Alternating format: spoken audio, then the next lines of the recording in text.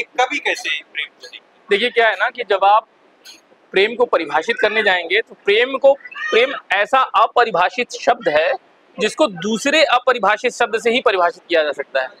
इसको जरा खोल कर कहूंगा तो यूं है कि लोग अमूमन कहते हैं कि प्रेम ईश्वर है, प्रेम सत्य है। तो फिर ईश्वर कौन है, फिर सत्य कौन है? तो एक अपरिभाषित को दूसरे अपरिभाषित से ही परिभाषित किया जा रहा है।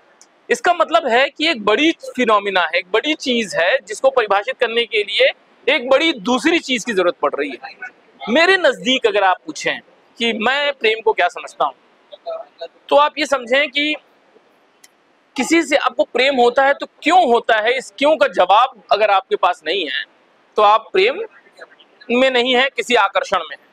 अगर वो देह का प्रेम है, देह की वजह से है, उसके रुतबे की वजह से है, उसके चरित्र की वजह से है, उसकी पर्सनैलिटी की वजह से है, किस वजह से प्रेम कर रहे हैं। और जब वो वजह चली जाएगी तो वो प्रेम चला जाएगा। अगर वजह ऐसी है कि वो नहीं जा सकती तो वो प्रेम भी नहीं जा सकता। लेकिन ये वजह ढूंढने की बहुत बड़ी प्रक्रिया है। इसका मतलब है प्रेम एक ऐसा, अगर आप प्रेम में हैं तो आप अपने साथी के साथ, दोनों लोग एक दूसरे को खोज रहे होते हैं और ये निरंतर प्रक्रिया है।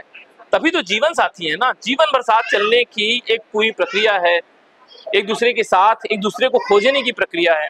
अगर वो खोज के साथी हैं, आप उस डिस्कवरी के साथी हैं, तो प्रेम में है। अदरवाइज तो कोई एक आकर्षण है जिसने पल भर के लिए बांधा है, और अगर उसमें वो तत्व होगा तो फिर वो स्थायी रूप में रहेगा, और नहीं तो आप देख रहे हैं कि प्रेम किस तरह से अपमानित और लांछित हो रहा है।